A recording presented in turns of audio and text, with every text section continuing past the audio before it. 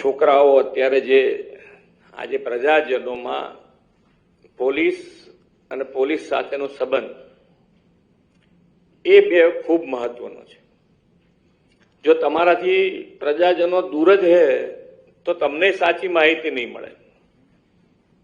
તો એના માટે શું કરી શકાય કે તમારી સાથે રહે, પોલીસની સાથે પ્રજાજનોને જોડાવામાં કોઈ તકલીફ ના પડે, એના માટેનું આપણું બિહેવિયર કેવું હોવું જોઈએ એ જો તમે સુધાર કરી શકો મેક્સિમમ, તો મને લાગે છે ત્યાં સુધી તમારે કોઈ પ્રશ્ન આવે એ પહેલા છેક પોલીસ સ્ટેશન સુધી, માન્ય વડાપ્રધાનશ્રીની લાગણી છે કે પોલીસ સ્ટેશન સુધી, પોલીસ ચોકી સુધી તમારું આ ઇન્ટેલિજન્સ પહોંચે તો જ તમે ખરા અર્થમાં, સાચા અર્થમાં પ્રજાજનોનું કામ થઈ શકે એવો એમનો આગ્રહ, દુરાગ્રહ કહો તો દુરાગ્રહ, તો એ લેવલ સુધીને આપણે પહોંચવું છે.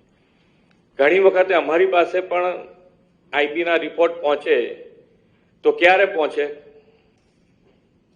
કે થઈ ગયા પછી પહોંચે.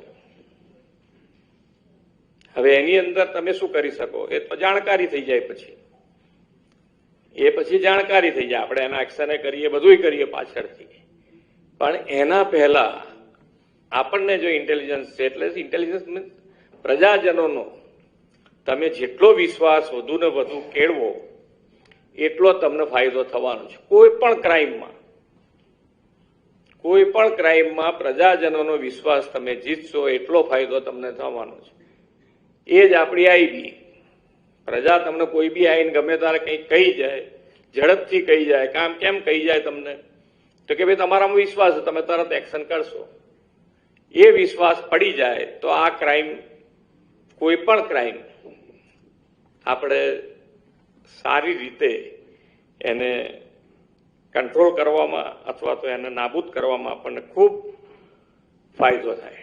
ડ્રગ્સમાં પણ આપણે તો એવું જ કહીએ છીએ, કારણ કે ડ્રગ્સ એક નાના ઉંમર, એવી ઉંમરના લોકો, છોકરા હોય કે છોકરી હોય, તો એ એવી ઉંમર છે કે એની અંદર એ લોકોને સજા કરતા પ્રેમથી કેવી રીતે પાછા વાળી શકાય, એના માટેના ઉદાહરણરૂપ કાર્ય શું હોઈ શકે, એના ઉપર પણ માનનીય વડાપ્રધાનશ્રીએ ખૂબ ભાર મૂક્યો છે. તો એની અંદર પણ આપણે ખૂબ સારું કામ કરવાની જરૂર છે, કારણ કે આ એક